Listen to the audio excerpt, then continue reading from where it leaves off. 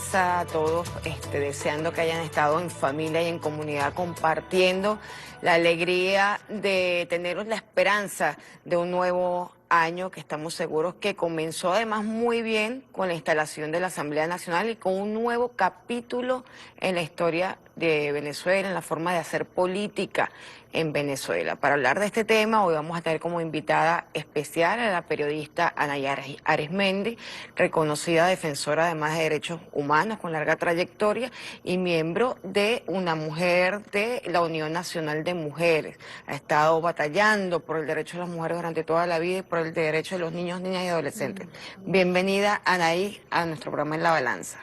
Gracias, Olga. Un placer, como siempre, estar contigo compartiendo el espacio y un día tan importante, además, también como hoy, que se presenta a nuestro presidente Nicolás Maduro, a esta nueva Asamblea Nacional, que es otra victoria del pueblo en resistencia, pero en victoria del pueblo venezolano, y sobre todo de su vanguardia, de las mujeres que participamos además activamente, conscientes como somos y como hemos sido las principales víctimas del bloqueo y todas las políticas criminales y violatorias de lesa humanidad, de la importancia que significa esta nueva etapa y de haber rescatado el poder legislativo para poder avanzar en una agenda mucho más beneficiosa para nuestro pueblo en general. Así, yo venía pensando en el camino hoy, recordando la canción de Omar Acedo de Pueblo, Pueblo, levanta la cara, que la noche a la noche fría le llega su madrugada. Estamos ya de madrugada celebrando. Sé que seguimos en resistencia, siguen siendo momentos difíciles, nadie dijo que iba a ser fácil, pero con la frente en alto y con unas ganas inmensas de reconstruir el país de estos 5 años de permanente destrucción por parte de sectores extremistas internacionales que operaban localmente con diputados en una Asamblea Nacional entregada a intereses extranjeros. Yo quisiera poner el video de la instalación de la Asamblea Nacional tal cual lo establece la Constitución. El 5 de enero, cada 5 años, debe instalarse una nueva Asamblea Nacional. Es un nuevo periodo constitucional legislativo. Yo le voy a pedir al director, por favor, que nos permita el video para recordar ese momento que marca la historia de Venezuela, y de eso vamos a conversar con nuestra invitada.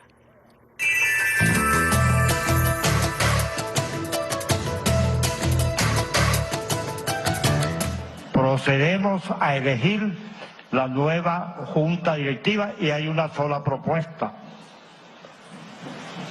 La oposición no tiene propuesta. Sigue, como lo hemos dicho muchos años,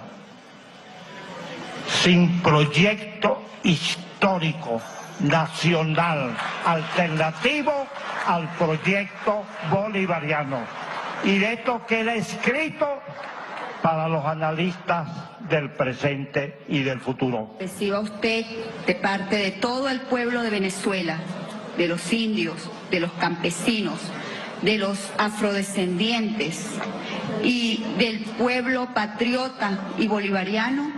este juramento de los adultos mayores, de la sexodiversidad, de las mujeres, de absolutamente todos los sectores que han sido reflejados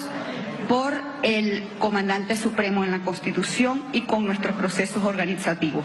Juramento frente al padre de la patria y el comandante supremo Hugo Chávez. ¿Jura usted cumplir la Constitución y las leyes de la República Bolivariana de Venezuela, apegado a los más altos principios bolivarianos, humanistas y democráticos, que son la base fundacional de nuestra patria, como presidente del Poder Legislativo Nacional, y así garantizar la paz, la estabilidad, la integralidad y la soberanía de nuestro suelo, cielo y mar sagrado, para seguir construyendo junto al poder popular y la democracia participativa y protagónica la Venezuela que nos merecemos. Por Dios, por mi patria, por la sangre de los libertadores de este continente, por mis hijos, por este pueblo noble, digno y valiente, juro. Si así lo hicieres,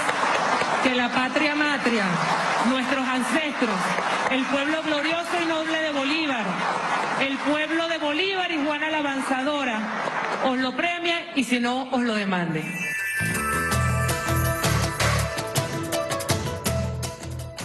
Se cumple la Constitución de la República Bolivariana de Venezuela. Vimos el acto de instalación, además cargado de simbolismo. Hubo una sesión en la que correspondió un punto único en agenda, como lo establece la Constitución y el reglamento de debate de la Asamblea Nacional, que es la elección de Junta Directiva. Pero hubo una situación, la oposición rechazó la propuesta, pero no hizo ningún aporte. Cuéntanos, que tú estabas allí presente, cómo se desarrolló. Bueno, yo creo que era también un guión quizás a esperarse, ¿no? Aunque la oposición, que sin embargo, bueno, aclaró ante unas precisiones también que hizo comentario el ahora diputado Diosdado Cabello, que se considera una oposición patriota que va a contribuir, digamos, a que la Asamblea Nacional realmente fluya, una agenda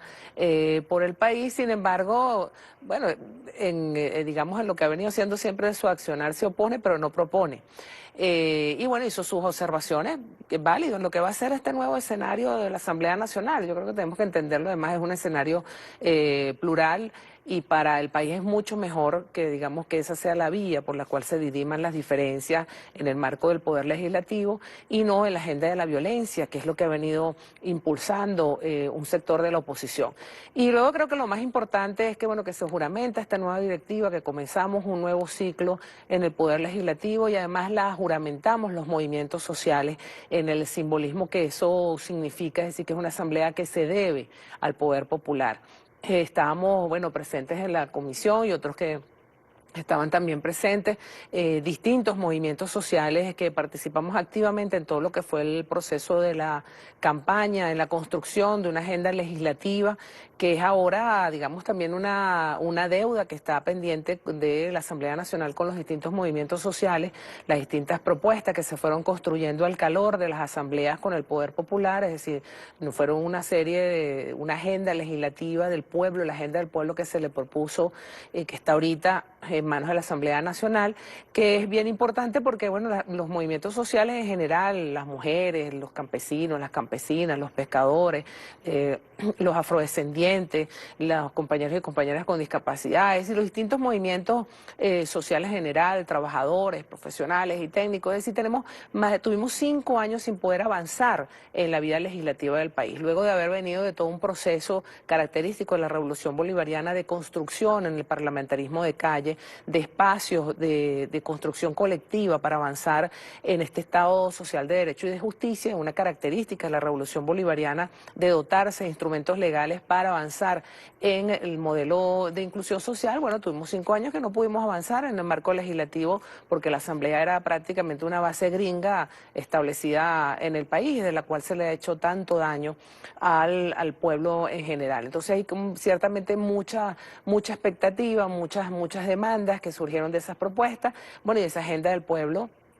es la que se presentó a través también del nuevo Congreso del Bloque Histórico y a través de todas las propuestas que se fueron construyendo con los candidatos y candidatas a lo largo del comando, a lo largo del movimiento nacional. Bueno, a nosotros nos tocó como mujeres a través del Comando Nacional de Campaña de los movimientos sociales Darío Vivas, que fue además un espacio distinto que se abrió en esta oportunidad, más allá del partido, en el marco del Gran Polo Patriótico, pero en nuestro caso hay distintos movimientos sociales, en nuestro caso movimientos de mujeres, bueno, hacer una agenda muy amplia, de más de 17 puntos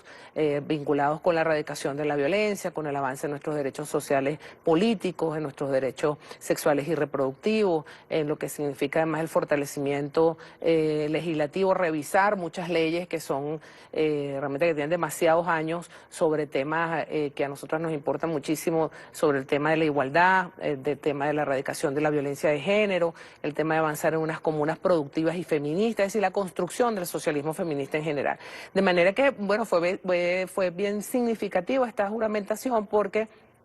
le reafirma a nuestro pueblo que entramos nuevamente en esa etapa en la cual los poderes legislativos, en este caso el poder legislativo que recuperamos, está al servicio del poder popular y vamos a lograr nuevamente avanzar en esas legislaciones que nos van a permitir profundizar nuestro modelo inclusivo. Yo me emocioné muchísimo en la juramentación por la diversidad de movimientos que estaban allí haciéndose presentes, entre ellos ustedes, como movimiento de mujeres, los compañeros, los movimientos de los pueblos indígenas, los adultos mayores. O sea, fue muy emocionante, pero también había algo simbólico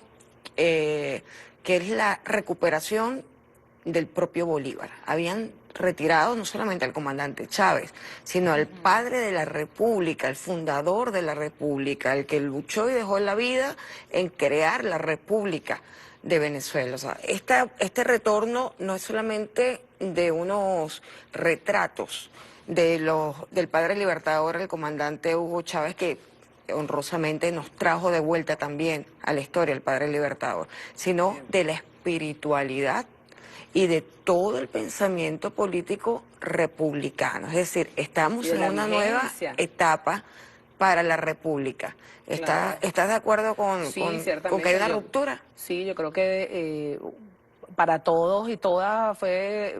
sumamente emocionante el retorno, y siempre lo dijimos, no es solo del retrato de Bolívar y Chávez, sino el simbolismo que Bolívar y Chávez hayan regresado, digamos, que estén nuevamente en ese espacio en la Asamblea Legislativa, porque reivindica la resistencia y la victoria del pueblo venezolano, su nivel de conciencia, su nivel de organización que lo hizo posible. Reafirma la vigencia del pensamiento de ambos líderes, que son líderes no solo venezolanos, son líderes para la humanidad. El pensamiento bolivariano tiene absoluta vigencia, y en momentos en que, digamos, inclusive situaciones como la pandemia, situaciones internacionales, situaciones de los estragos que han hecho las políticas neoliberales en los distintos países de América Latina, demuestran la importancia de la integración, del concepto de la integración de América Latina para poder enfrentar a los imperios. Nos vamos a tener que ir a un corte en este momento, pero yo quiero profundizar el regreso del pensamiento integracionista de Bolívar y cuál es la situación entonces regional en este momento a partir de este nuevo capítulo que abre la Asamblea, la nueva Asamblea Nacional. Nos vamos a un corte y seguimos con nuestra invitada Anaí Arismendi.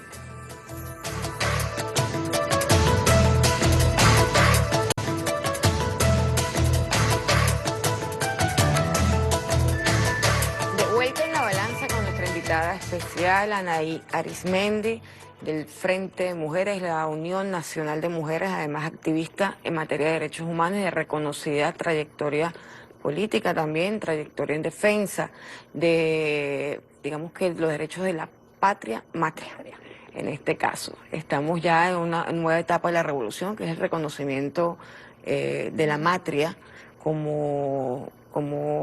espina dorsal de la lucha en esta revolución. Hablábamos, Anaí, en el segmento anterior del retorno al pensamiento del comandante Hugo Chávez, el pensamiento de Bolívar sobre la integración latinoamericana. ¿Qué representa en este momento y además qué representa para el debate político nacional la nueva Asamblea Nacional? Vimos una sesión recientemente donde se discutió un tema que es de interés de todos y todas los que sentimos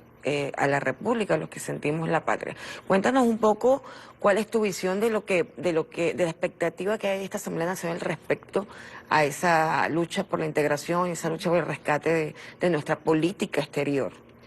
Bueno, yo creo que la nueva Asamblea Nacional va a tener una agenda bastante amplia y compleja, en el marco también que sin duda uno de los primeros elementos tiene que ver con el tema económico, y así también lo planteó el presidente Nicolás Maduro, herramientas como la ley antibloqueo y otras iniciativas que se desarrollarán, porque bueno, el país sigue asediado, sigue en una situación de guerra multiforme, multidimensional, pero ahora, bueno, la Asamblea Legislativa se constituye también entonces en otra herramienta, en un poder en que en la conjunción de poderes podemos entonces tener expectativas más positivas, porque ya no será esa Asamblea carrito chocón que estaba chocando contra todos los poderes y además pidiendo la intervención extranjera, sino que estarán todos los poderes, digamos, articulando, uniendo esfuerzos junto con el Ejecutivo Nacional para poder enfrentar todo este marco de guerra multidimensional. Creo que, como lo veníamos conversando, la Asamblea estuvo llena, además de simbolismo, y el simbolismo y el espíritu que debe y que la va a acompañar. Desde el punto de vista cuando hablamos de Chávez y de Bolívar, estamos hablando de la integración latinoamericana, de lo que significa la integración para nuestros pueblos, y que lo ha demostrado además la historia, que distinto sería y cuántas vidas sin duda se hubiesen salvado en la América Latina si hubiésemos mantenido todos los organismos de integración, la visión del UNASUR, la visión además inclusive de Mercosur, del CELAC, de todos los organismos que impulsó el comandante Chávez junto con otros líderes latinoamericanos inspirados además en el ideal bolivariano. La misma situación de la pandemia, lo que significa ahorita el tema de la vacuna. Es decir, el recuperar la Asamblea Legislativa da esperanza sin duda en torno a cómo articular ahora y fortalecer estos temas en medio del bloqueo y todos los esfuerzos que ha venido haciendo el Ejecutivo Nacional, sobre todo, por ejemplo, en todo el tema del COVID, de la prevención, de enfrentar el COVID, el tema de la vacuna, de buscar recursos incluso en medio de todo este bloqueo criminal. Pero además, bueno, rescata sin duda el sentir de la patria, la soberanía, la importancia de tener ahora un poder legislativo que se pronuncie sobre toda esta operación tenaza que se está vivando contra la República, que está utilizando ahora nuevamente buscando recalentar el tema del Esequibo, y que además con una agenda sin duda de guerra que hay que llevar a pulso, porque no es cualquier cosa que esté ahorita, digamos, esas operaciones conjuntas, militares conjuntas, y el Comando Sur conjuntamente con el gobierno de Guyana. Si ahí hay una señal clara del imperialismo y los imperialismos de intentar apoderarse de todos los territorios en los cuales haya recursos, petróleos, recursos minerales, recursos hídricos, y entre ellos no solo Venezuela, sino también está, bueno, su espacio en reclamación, en este caso la Guayana Esequiba, que es venezolana. De manera que bueno, la Asamblea arranca con una agenda con muy buen pie, además, porque debe fijar también nuevamente en el mundo, ratificar en el mundo lo que ha venido siendo la doctrina bolivariana y todo el proceso revolucionario. Pero además una posición muy clara, o un mensaje muy claro al mundo de lo que es la democracia venezolana, de cómo hemos venido siendo un pueblo de paz, solidario, amoroso, asediado, en el cual se le ha intentado, digamos, realizar toda una imagen en el exterior de una supuesta dictadura, de un Estado fallido. Y bueno, basta comparar cómo los diputados y las diputadas entraron junto con el pueblo de manera alegre, entusiasta, tranquila, incluso de forma plural, todas las tendencias que participaron en la contienda electoral de la Asamblea Nacional, cuando lo comparas con el asalto al Capitolio y la situación que vivieron en el aladí de la democracia y los derechos humanos, todos los congresistas, diputados y diputadas asediados por grupos paramilitares norteamericanos. Creo que eso, en el mismo día, en 2 días, el 5 nosotros, el 6 de ellos, compara, deja una imagen clara ante el mundo que contrasta con toda esta imagen que se ha querido hacer de supuesto Estado fallido y de narcodictadura, etcétera, todos los elementos para toda esta guerra multidimensional contra Venezuela. El cómo se instala nuestra Asamblea Nacional, cómo aspiramos que se desarrolle nuestra Asamblea Nacional, y la agenda de la violencia que se le devuelve al imperialismo norteamericano y se refleja con esa sala. Ana, yo tengo un video, tenemos aquí en producción un video precisamente respecto a lo sucedido en Capitolio. No sé si nos da tiempo de colocarlo en este bloque o en el otro, pero precisamente para comparar la segunda sesión de la Asamblea Nacional, de la nueva Asamblea Nacional, con un debate de altura, discutiendo temas en común, que el tema común es la República, lo público, el territorio que es de todos, el territorio del Esequibo, que es venezolano. Ese debate de altura que se dio en la Asamblea Nacional, que no lo teníamos desde hace más de 5 años, se retoma, y paralelamente vemos lo que ocurre en el Senado, en el Capitolio norteamericano. Es lo que tú dices, todo lo contrario. Yo quisiera que el director nos pusiera las imágenes, porque además, por fin, Venezuela no es agenda en los medios de comunicación, por lo menos por 2 días. Sí, tiene tiempo que para nosotros como un tiempísimo, porque todos los días aparecemos en 1800 medios en el mundo, todos los días cartelizados con una o dos noticias Así contra es. el país como parte Pero de la esta guerra vez fue mediática. Estados Unidos el que generó noticias, incluso contra sus medios. Por favor, director, ¿nos puede permitir el video?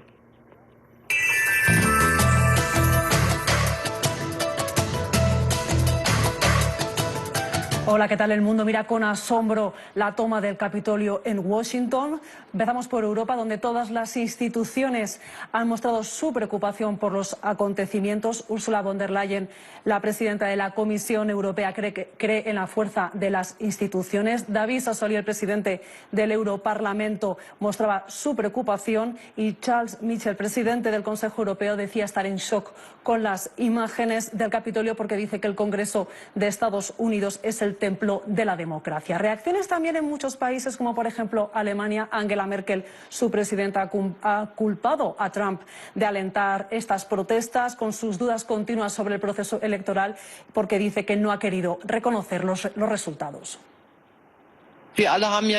Todos vimos las inquietantes imágenes del asalto al Congreso de Estados Unidos, y estas imágenes me indignaron y me entristecieron. Por su parte, desde Francia, el presidente Emmanuel Macron ha dicho que el país está con el pueblo americano y que no cederá a la violencia de unos pocos. Definitivamente, lo que pasó en Washington no es algo estadounidense. Para Boris Johnson, el primer ministro del Reino Unido, han sido imágenes vergonzosas, y desde España, Pedro Sánchez, su presidente, ha dicho que trabajará con Estados Unidos para el triunfo de la democracia sobre los extremistas. Desde Rusia, María Zaharova, portavoz del Ministerio de Exteriores, ha dicho que el sistema electoral de Estados Unidos es arcaico, no cumple con los estándares democráticos modernos, creando oportunidades para numerosas violaciones. Desde China, Hua Chunying, portavoz del Ministerio de Relaciones Exteriores, ha deseado paz y estabilidad para los estadounidenses y ha comparado las protestas con las que tuvieron lugar en Hong Kong. Desde Irán, su presidente Hassan Rouhani ha dicho que es la aniquilación de la democracia occidental. Lo que vimos en Estados Unidos muestra sobre todo lo frágil y vulnerable que es la democracia occidental.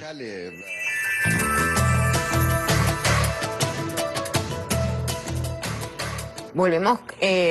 con Anaí a analizar este video. No pusimos imágenes, Anaí, porque bueno, se hicieron virales, todo el mundo conoce la imagen del hombre sin ropa, vestido con un traje de bisonte. O sea, sí, o sea, un escenario, un show, porque no hay ninguna demanda tras esa supuesta protesta nacional, en un momento, que lo sepa el mundo, en el que el sistema norteamericano ese día, de forma simbólica, decide, con los colegios electorales allí presentes en el Senado, nombrar o proclamar al presidente, pero ya fue electo, es solamente un símbolo, y fueron interrumpidos por estas hordas violentas de la derecha norteamericana. Sí, y es que yo creo, bueno, en las declaraciones se ve mucho también la hipocresía de los gobiernos europeos, que estás casi diciendo, oh my God, ¿qué dirán mis amigos del country? Como quien dice, ¿no? Pero que ellos saben en el fondo que esto es expresión de la crisis profunda que vive el capitalismo, no solo en Estados Unidos, sino en el mundo, de un sistema en el cual el bipartidismo viene haciendo crisis, en el cual su pueblo viene también dando señales de la necesidad de cambios profundos, que el propio sistema no puede darse porque, bueno, el proceso neoliberal, esa es su naturaleza, acumular todo el capital que pueda y, bueno, dejar que la gente se quede en el camino, como el COVID, la cantidad de personas fallecidas por negligencia, personas contagiadas, por no asumir un sistema de salud público que, bueno, se vende como el comunismo. Es decir, es una crisis mucho más profunda, una crisis sin duda también del sistema electoral, que es un sistema en el cual la gente vota pero no elige, cualquiera puede ganar, generalmente puede ganar incluso el que saque menor número de votos, y que ese día además tenía otra expresión, porque el Congreso, si bien simbólicamente suele aprobar lo que la gente, que tampoco ni siquiera es la gente, los colegios electorales decidió, por ley también puede vetarlo. Es decir, ahí había muchos diputados republicanos que iban a vetar el resultado. De manera que, bueno, es parte también de esas trampas que tiene ese sistema electoral que ahí se refleja, pero que, bueno, la final también fue un escenario de casi presentación en sociedad a través de los medios, la presentación mediática, el mismo show que se hace con la Revolución de Colores y toda la situación de las guarimbas, de todo ese guión que hemos vivido en América Latina, que ahora Trump y el establishment norteamericano que lo apoya, lo pone también en acción y puso toda la industria cultural, además a acompañarlos con esos simbolismos. Uno se vestía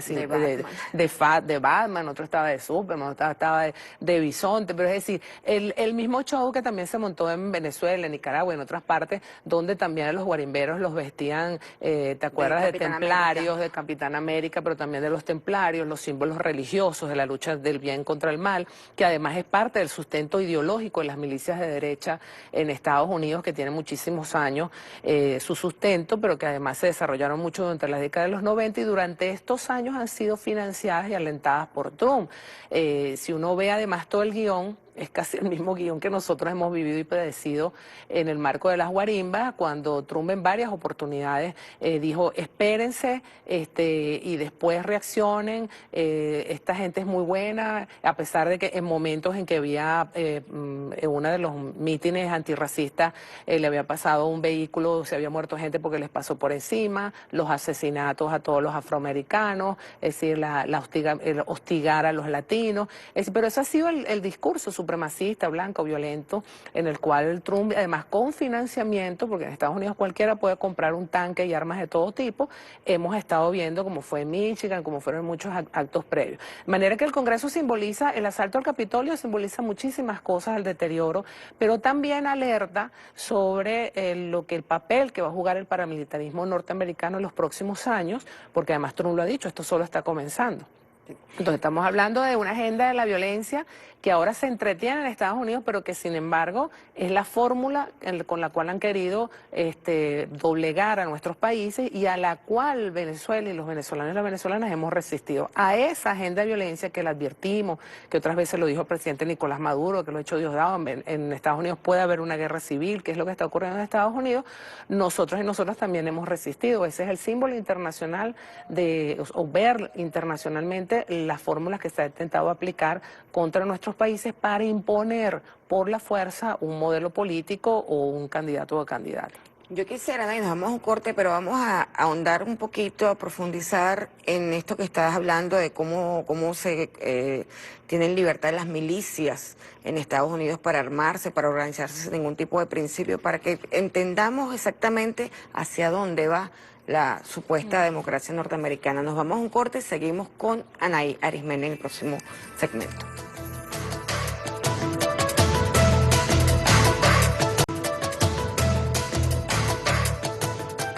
Hoy es propicio el programa En la Balanza que estamos poniendo, estamos midiendo el peso de una real democracia como la venezolana con una falsa democracia como la estadounidense. Vimos allí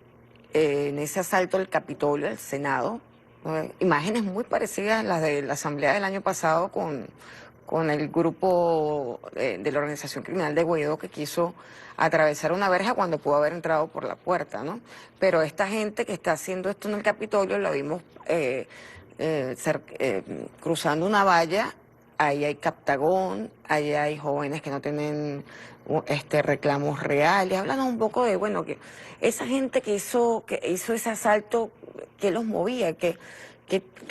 les lleva al Capitolio a asaltar el Senado ese día? O sea, ¿hay algún motivo, alguna razón? ¿Pierden la República? ¿Hay algún valor fundamental? Lo que pasa es que hay como muchos elementos mezclados, porque es parte de ese trabajo de todas esas operaciones psicológicas y la conformación de la ideología supremacista que además es histórica en los Estados Unidos. En Estados Unidos, digamos, el proceso de esclavitud se vivió de manera muy profunda, sin ningún proceso de perdón ni reparaciones, sino por el contrario, casi se legisló o sea, deja en la enmienda el que muchas personas, incluso Blanca, piensan que, digamos, es su derecho tener privilegio, es su derecho tener armas, es su derecho ser superior, y es un racismo, una discriminación que se alimenta dentro de la sociedad, digamos, en la vida cotidiana, y que, bueno, ha venido haciendo crisis y ha tenido toda esta expresión de todos estos movimientos del pueblo norteamericano que quiere cambios profundos, que cada día se sumergen más personas en la pobreza, que quiere, digamos, derechos universales como la salud, como la educación, que también tiene un costo elevadísimo, que puedan ser, digamos, más cercanos. Todo esto, bueno, se expresa, son las presiones que ya se venían reflejando en el proceso electoral, pero además tiene todo este financiamiento, todo este discurso del odio, que es el mismo discurso del odio que se intentó inculcar a la sociedad venezolana. Aclarar que este grupo que asalta el Capitolio no es el grupo que tiene derechos por reclamar, como es el caso de los afrodescendientes, el caso de los latinos, el caso de los 40 millones de pobres que viven fuera del esquema socioeconómico de Estados Unidos. O sea, estamos hablando de unas personas que no tienen nada que reclamar, las que fueron a asaltar. Es bueno diferenciarlo porque aquí no había una protesta, no había un reclamo. Sí, porque es el mismo guión de las protestas violentas que se venden como protestas pacíficas, como gente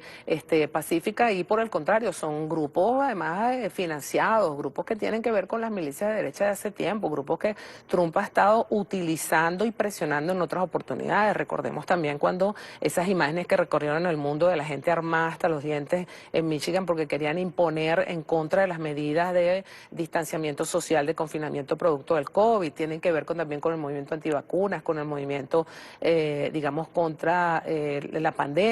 Pero en todo caso son expresión de ese fascismo global que se nos ha querido vender y en el cual se ha querido también sumergir esa agenda del odio a nuestros distintos países, tanto de América Latina y que también, bueno, está en Estados Unidos incubándose y ahora expresándose de esas maneras. Y eso es importante tomarlo en cuenta porque si bien nosotros hemos tenido una importante victoria en el rescate del Poder Legislativo, la Asamblea Nacional, que nos va a permitir, bueno, adentrarnos en temas que son sumamente sensibles para la población, el tema económico, el tema sin duda de la calidad de vida, los salarios, la protección social, pero también que eso pase y tiene que ver con el tema de, bueno, la defensa de la soberanía, de la defensa de la patria, de poder avanzar en nuevas legislaciones, porque seguimos en el marco de una guerra y seguimos en el marco de un fascismo globalizado, una tendencia de las organizaciones, de los grupos políticos de derecha, de intentar, bueno, posicionar, digamos, esa ideología que lo que va es discriminando a la gente y que lo hemos vivido, lo vimos ese contraste de esos modelos el año pasado. Es decir, no podemos no vernos en un contexto siempre internacional, nacional, lo que esto implica para no dejar fisuras, para que pudiera el fascismo de una u otra manera consolidarse en el país, porque esa agenda de la violencia ya nosotros la vivimos, la vencimos también en cierta medida todo lo que fue la situación de Guarimbas con la constituyente, pero hemos vivido también y padecido las situaciones, las medidas coercitivas criminales y las seguimos padeciendo con el bloqueo, la hiperinflación inducida, el tema del dólar y todo está relacionado porque esa ha sido la propuesta de la derecha y ese ha sido el contraste de los modelos todo el año pasado. Sur para Venezuela. Claro, que se expresa en la guerra mediática, en la guerra multidimensional, en estos juegos militares ahora en la frontera, esa agenda que está latente, en las incursiones militares que tuvimos de Colombia, en la guerra, lo que se llamó, la conocida la guerra de los puentes, en la situación con Táchira y la operación Gedeón, la tercerización de la guerra. Es decir, no es que ellos no siguen intentando y no quieren, es que no han podido. Y esa es la victoria de un pueblo formado, organizado, que sin duda tiene muchos reclamos, muchas expectativas, que hay cosas que hay que mejorar, pero que tenemos que estar conscientes siempre que no podemos dejar fisuras para una agenda internacional que, bueno, es un modelo que ha demostrado que no le importa que la gente se muera y la trata como desechable. Todo el año pasado fue una gran evidencia con el tema del COVID, el contraste entre un modelo neoliberal que pone la economía por encima del ser humano, que no le importó que fallecieran personas de la tercera edad porque son desechables, así lo han declarado inclusive voceros políticos en el gobierno en Europa, que decían que, bueno, lo que siempre dicen que al capitalismo le sobra gente o que los viejitos ya habían vivido demasiado y, bueno, experiencias y con todo el esfuerzo, un país bloqueado, por ejemplo, en el caso venezolano, de poner siempre al ser humano de primero, de tomar todas las medidas, de que el tratamiento sea gratuito, ahora de todo el esfuerzo de buscar ahora también que sean gratuitas las vacunas, porque la vacuna también ahora es un tema internacional, porque hay países que no es gratis, que, por ejemplo, todo el tratamiento es en dólares discriminatorio en el caso, por ejemplo, de Estados Unidos. Entonces, bueno, tenemos que ver, como siempre nos decía el comandante Chávez, y por eso te digo que tiene plena vigencia, no es el tema de los retratos, sino lo que debe guiar la Asamblea Nacional, ese pensamiento no solo multilateral, sino todas las herramientas que siempre nos dejó el comandante y en función de su pensamiento y su legado de esta lucha entre la barbarie, la humanidad y la posición que nosotros debemos vivir y la responsabilidad que tenemos nosotros ante la lucha de preservar la humanidad, porque es un modelo bárbaro de barbarie. O sea, nosotros ciertamente tenemos muchos problemas, pero hay que ver lo que si estuviéramos, digamos, en un modelo, un gobierno que no dé ningún tipo de apoyo. Tú puedes decir a veces, bueno, con esta hiperinflación inducida, ciertamente a veces los bonos no son suficientes, pero hay un gobierno que está apoyando, hay un gobierno que está buscando alternativa, que está, claro, mitigando, no lo puede resolver todo porque hay también una situación real de que nuestra industria petrolera, bueno, no estamos vendiendo producto de todo este proceso de salvaje bloqueo, no, y de todos los apátridas, que por eso es que debe haber justicia y por eso es que esos temas también deben estar en la Asamblea Nacional. No puede no haber justicia con personas que, bueno, abonaron a que se estafaran y se saqueara la República casi 1.500 millones de dólares, que permitieron que fallecieran niños y personas por no poderse hacer trasplante de médula, porque acabaron con todos los convenios que teníamos desde Citgo, que robaron y saquearon nuestro oro. Que valga decir que de todas maneras el gobierno venezolano ha asumido desde la Cancillería el apoyo de las familias con todas las dificultades, porque si antes teníamos 100 bolívares que repartir, ahora solo tenemos uno que repartir para la misma gente que se beneficiaba con los 100. Y con todas las triangulaciones que hay que hacer para que eso llegue. Exactamente. Sí, igual que con todas las triangulaciones que hay que hacer para que pueda llegar los alimentos a través del clavo, a través de, digamos, las distintas alternativas. Pero yo creo que además la Asamblea y ahora su presidente Jorge Rodríguez para este primer año, pero con él expresa sin duda todo el espíritu de la Asamblea, porque también lo ha dicho el presidente Nicolás Maduro en otras oportunidades, también estableció también un norte muy claro, es decir, y el presidente creo que lo dijo, nortificó palabras más, palabras menos en estos días, que bueno, no ser responsable, la corrupción, digamos, también ayuda al tema del bloqueo, que el bloqueo no puede ser la excusa para no profundizar en los cambios que hay que hacer. Y yo creo que eso también es una señal importante, una señal de lo que deben ser los nuevos tiempos de la Asamblea del Gobierno General, plural, pero también, bueno, autocrítico, tomando las medidas que se deba además al poder popular, y también coloca una responsabilidad y un compromiso en el poder popular, porque no significa ahorita, bueno, que es que la Asamblea sola va a resolver todo, no. Nosotros seguimos teniendo la responsabilidad como pueblo de presentar propuestas, de producir, de buscar alternativas, de fortalecer la comuna, de fortalecer la producción local, es decir, de seguir en todo este camino, digamos, de alternativas, de construcción de esperanza, que es el socialismo de todos los días y que venimos haciendo. Pero, sin embargo, yo creo que serán tiempos positivos. Debemos todos abonar y aunar en ese sentido, entendiendo siempre cuál es el contexto internacional muy complejo, porque eso va a caracterizar la sociedad y la política norteamericana, y eso es muy peligroso cuando estamos hablando de personas que pueden tener un dedo de una bomba nuclear en ese nivel de locura y de agenda de violencia para los Estados Unidos y para el mundo. Fíjate que como es una corporatocracia, pueden estar asaltando el Capitolio, pero en paralelo igual mandan el Comando Sur, no desvían su atención sobre América Latina, sobre los temas con China, con Rusia, sobre en eso, digamos, hay una unificación de lo que debe ser para ellos la hegemonía norteamericana y de su modelo. Y esa hegemonía sustentada en una ideología supremacista, fascista, violenta, discriminatoria, de todo el que no sea blanco, que no tenga poder adquisitivo, es sin duda muy peligroso para la humanidad. Así. Nos vamos a un corte y seguimos con la doctora Anaya Arismendi analizando los nuevos tiempos, porque ciertamente tenemos muchas esperanzas en que ha habido un cambio de época con esta nueva Asamblea Nacional. Seguimos en la balanza.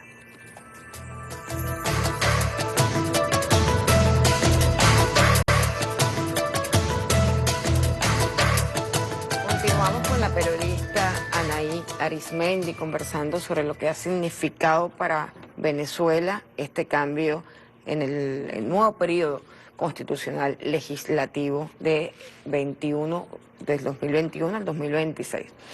Ana, hay varios temas que quedan en la mesa contigo, hay muchos temas que siempre quedan en la mesa, pero uno de los temas es la agenda legislativa. Es decir, ciertamente en Venezuela, producto de la asfixia permanente, del asedio permanente, a veces lo urgente, pues se abre paso entre lo prioritario. O sea, ahorita tenemos como prioridades debatir sobre el tema económico, el salario, pero lo urgente en este momento es una amenaza cierta, que es el intento de arrebatar la Guyana y la negociación que hizo del territorio Esequibo la gente de Guaidó, los operadores políticos norteamericanos aquí que estaban trabajando localmente. La última sesión fue un debate y se dio un acuerdo unánime de sectores de la oposición y el bloque histórico que se identifica con el comandante Hugo Chávez y el pensamiento bolivariano, que debería también en el opositor identificarse con el pensamiento bolivariano. Estamos en la República Bolivariana, pero bueno, lamentablemente todavía no han llegado a ese nivel de conciencia republicana para identificarse. Pero lo cierto es que hubo unanimidad en el tema de la defensa del territorio y de la necesidad de informar a todo el pueblo venezolano, a nuestros niños, niñas, adolescentes, de lo que significa para Venezuela la defensa del territorio y lo que significó el respeto por parte de Guyana y Venezuela del Acuerdo de Ginebra de 1966. Háblanos un poco de ese debate que queda abierto y de la agenda legislativa, que también son prioridades que tenemos los venezolanos y venezolanas allí representados en los debates de la Asamblea Nacional. Yo creo que la Asamblea tiene varios debates estratégicos y tiene varios desafíos. Creo que además uno de los principales temas, que es como también un paraguas para el resto, es mantener la paz. La paz que alcanzamos con la Asamblea Constituyente, el proceso constituyente, es importante mantenerla, defenderla, y eso implica sin duda fijar posición ante situaciones de amenaza militares, reales, no solo diplomáticas y políticas, que significan operaciones como esta, de operaciones militares conjuntas entre Estados Unidos y Guyana, en territorio en reclamación, pero además lo que ha venido siendo también permitir a empresas internacionales explotar recursos en este territorio en reclamación, que son las mismas de la ExxonMobil, de las canadienses, de las que están, digamos, de los ingleses, que están detrás de todos los recursos que hay en ese territorio, que también están detrás de los recursos nuestros, y que eso es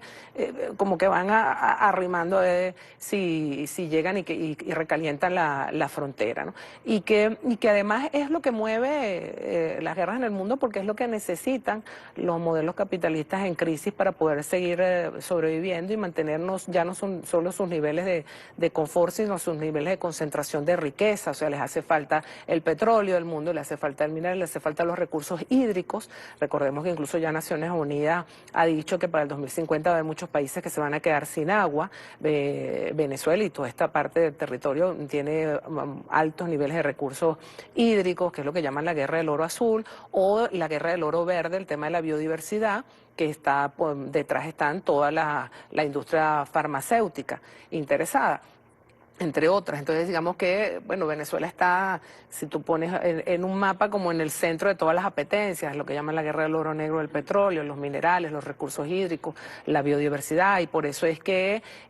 bueno, nosotros tenemos que estar muy conscientes de dónde estamos y lo que eso significa. Y de lo que significa, insisto, para nosotros y para la humanidad, porque no es lo mismo, digamos, explotar el petróleo para compartirlo en el ALBA, para una visión además de reciprocidad, de que se utilice para misiones, que se utilice para programas sociales, o que este recurso, que es una de las principales reservas petroleras mundiales, se utilice para la guerra, que es lo que se utilizaría si estuviera, digamos, en manos de la corporatocracia norteamericana. Entonces estamos hablando sin duda de temas. Por eso siempre el presidente, el comandante Chávez nos lo decía, la responsabilidad histórica que tenemos nosotros y nosotras ante la humanidad. Entonces, preservar la paz es sin duda un tema fundamental y eso implica la defensa de la soberanía de la patria. Preservarse también sin duda el ambiente político, digamos, unitario, de que sea un espacio de debate, como debe serlo entre todas las visiones, pero que sea también un debate respetuoso, de mantener, de alejar la agenda de la violencia, y en la medida que también entonces, y al mantener la paz y al mantener una agenda de debate, poder avanzar sin duda en temas sociales, en temas económicos fundamentales, sensibles para toda la población, pero que tienen también mucho que ver con la importancia entonces de pronunciamientos de este tipo, de tener también una asamblea legislativa que también de forma humanitaria ha estado expresando su interés de enfrentar el bloqueo internacional y todas las medidas criminales, que son ya más de 700 medidas coercitivas que se han venido aplicando contra el país, que no es, digamos, cualquier cosa. Lo que pasa es que quizás en la cotidianidad a veces no vemos la heroicidad de nuestra resistencia ante lo que es esta guerra multidimensional y que tiene gente como los fascistas que asaltaron el Capitolio al frente, pensando todos los días lo que podría ser una invasión o acciones contra nuestro país. Ya nosotros le hemos visto el rostro al fascismo en varias oportunidades y de ahí la importancia de mantener la paz, porque sabemos que se activa en un minuto, y un minuto, bueno, tenemos personas quemadas vivas, multihogares asediados, incendiados, autobuses quemados y rotos sus ventanales. Es decir, el fascismo está ahí. Está latente y es un trabajo que todos los días nosotros debemos, digamos, transformar en la conciencia y en la mentalidad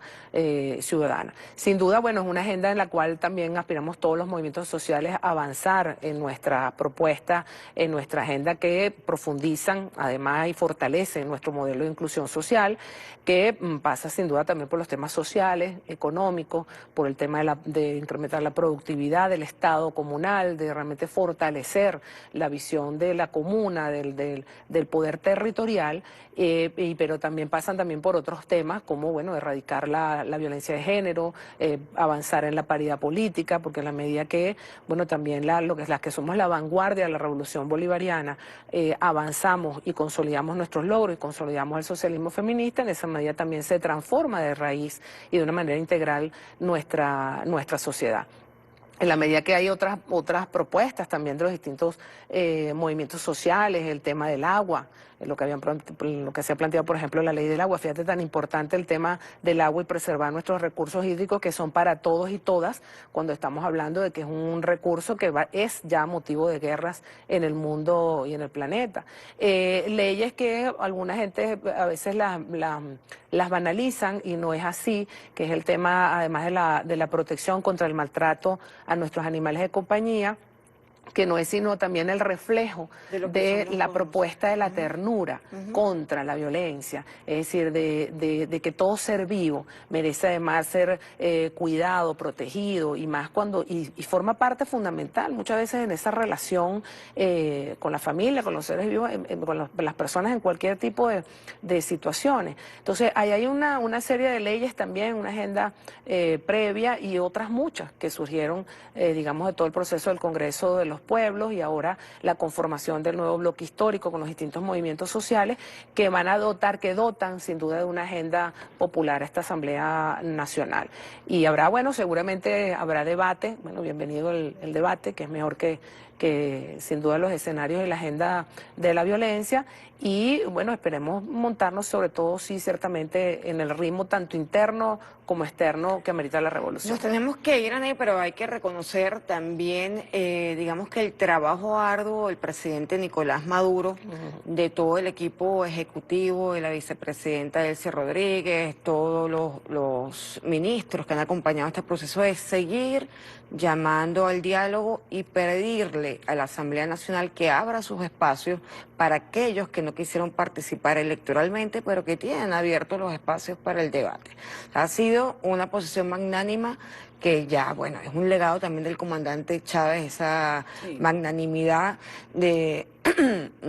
tenderle siempre la mano. El diálogo al interno y la diplomacia de paz, la diplomacia bolivariana